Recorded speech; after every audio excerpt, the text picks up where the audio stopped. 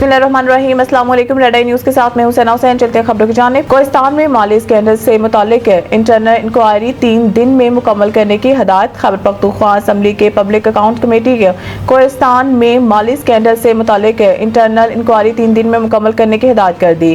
Khyber Pakhtunkhwa assembly के public account committee का इजलास speaker KP assembly Babar Saleem Swati के ज़ेर सदारत हुआ, जिसमें मुतल्लिका हुकाम ने शिरकत की।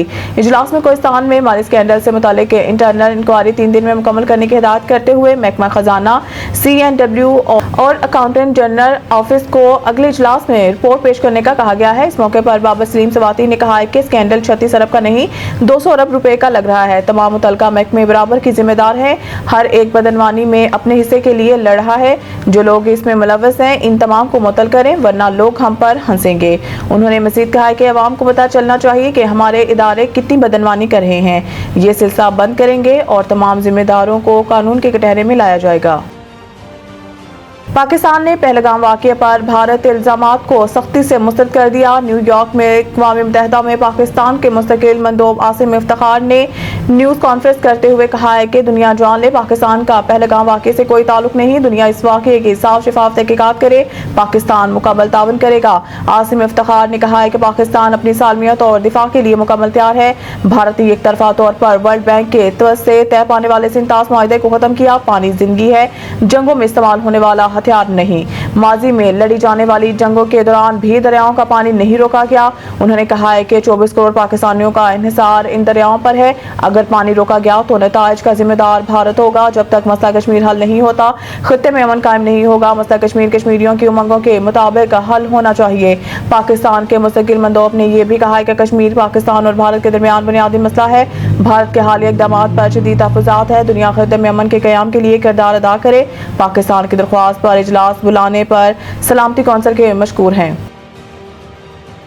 बैनुल-अक़वामी मालियाती फ़ंड के आइंदा दौरा से कबल फेडरल बोर्ड ऑफ रेवेन्यू ने माली साल 2025 और 26 के आइंदा बजट में पेंशनर्स को टैक्स नेट में लाने की तजवीज़ की हतमी शक्ल दे दी है। तनख्वाहदार तबके के लिए FPR सालाना काबिल टैक्स आमदन के हद को 6 लाख रुपए से बढ़ाकर 10 से 12 लाख रुपए करने पर गौर कर रहा है। IMF का मिशन 16 मई को पाकिस्तान का दौरा करेगा ताकि आइंदा बजट के हवाले से टैक्स नॉन टैक्स आमदन के अहदाफ और अखराजात पर बातचीत की जा सके, ताकि माली खजारे और बुनियादी सरप्लस को तयशुदा हदूद में रखा जा सके। पेंशन के हवाले से एक सरकारी ज़राए के मुताबिक कई तजावीज़ ज़ेरे गौर हैं, जिन्हें IMF के सामने रखा जाएगा। इनमें वो पेंशनर शामिल हैं जिन्हें रिटायरमेंट के बाद माहाना 2 से 4 लाख रुपए तक मिले हैं। एक तजवीज़ में यह भी कहा है कि जिन्हें 1 लाख रुपए माहाना से ज़ायद पेंशन मिलती है, इन्हें टैक्स नेट में लाया जाए। लेकिन ये तजवीज़ मुमकिन है तमाम मराहिल से ना गुजर सके। ताहम IMF पाकिस्तान हुकाम पर जोर दे सकता है कि वो 1 लाख रुपए या इससे ज्यादा माहाना पेंशन लेने वालों पर 2 से 5% तक टैक्स लगाएं, ताकि टैक्स निज़ाम में मसावत आ सके। पाकिस्तानी सफीर बराए अमेरिका रिजवान सईद शेख ने कहा है कि भारत की 24 करोड़ अफराद पर मुश्तमिल ज़रई मईशत को नुकसान पहुंचाने की कोशिश ऐलान जंग तस्वुर की जाएगी। पाकिस्तानी सफीर रिजवान सईद शेख ने अमरीकी थिंक टैंक नुमाइंदगान को पाक भारत कशीदा सूरत हाल पर ब्रीफिंग दी और पहलगाम वाक़ये की गैर जानबदाराना और शफाफ तहकीकात के मुतालबे का अयादा किया।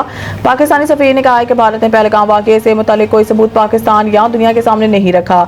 भारत की जंगी जुनून ने इलाकाई अमन को खिते में डाल दिया है। रिजवान सईद शेख ने कहा है कि पाकिस्तान दहशतगर्दी से सबसे ज्यादा मुतासिर मुल्क है। हम इज्जत वकार के साथ अमन पर यकीन रखते हैं। इनका मजीद कहना था कि सिंतास मुआहदे के हवाले से भारत का तर्ज अमल ला कानूनियत पर मबनी है। भारत के इक़दामात में आज से नहीं बल्कि हमेशा से ला कानूनियत का आंसर नुमाया है। मजीद न्यूज़ अपडेट के लिए देखते रहिए रेड आई न्यूज़।